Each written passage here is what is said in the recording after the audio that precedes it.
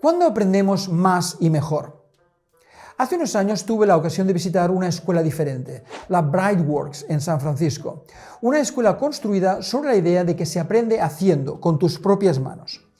Al visitante lo primero que le sorprendía era ver la pared de herramientas convencionales, no las infantilizadas que acostumbramos a ver en nuestras aulas.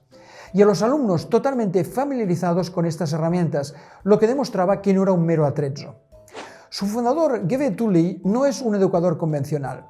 De hecho, hay quien piensa que su aproximación a la educación a través de herramientas de mayores y de experimentos peligrosos es eso, una forma peligrosa de educar. Su libro fundacional tiene este atrevido título: 50 cosas peligrosas que deberías dejar hacer a tus hijos.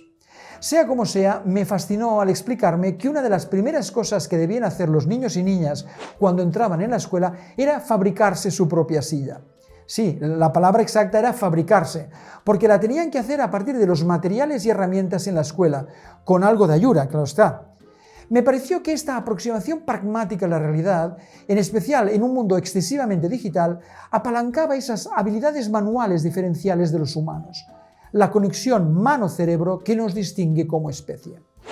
Geoffrey Tully está detrás de otras iniciativas como la Tinkering School, un lugar donde el objetivo principal es el aprendizaje desde la conversión de ideas y objetivos en cosas, en prototipos de objetos y máquinas tangibles.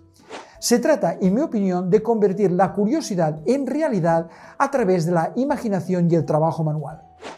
Queda muy bien explicado en su filosofía. Creemos que los niños y niñas son más capaces de lo que creen y para demostrarlo les damos herramientas reales para resolver problemas reales. Al aprender haciendo, nos esforzamos por cometer errores y aprender de ellos. Colaboramos y hacemos amigos y nos esforzamos más de lo habitual.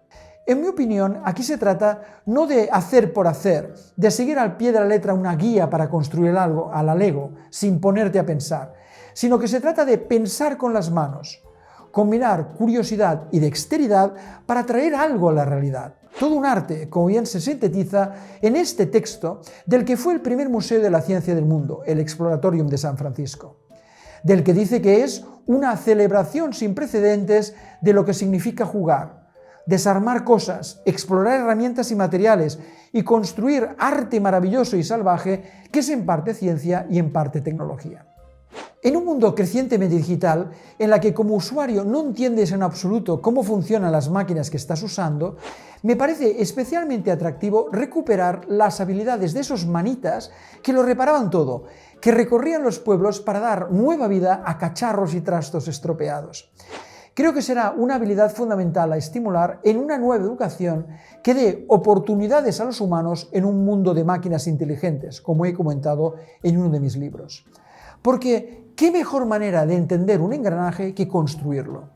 O de entender cómo funciona un transistor o un solenoide que construyendo algo que los contenga. De hecho, a mí me ha ocurrido recientemente para reproducir a escala el movimiento de un martillo hidráulico.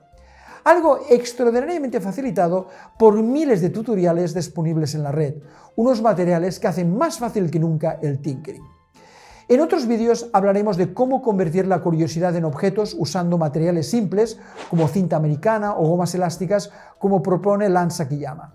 En definitiva, he querido hacer con este vídeo un pequeño homenaje al arte de pensar con las manos, el tinkering, y con ello también un homenaje a las herramientas.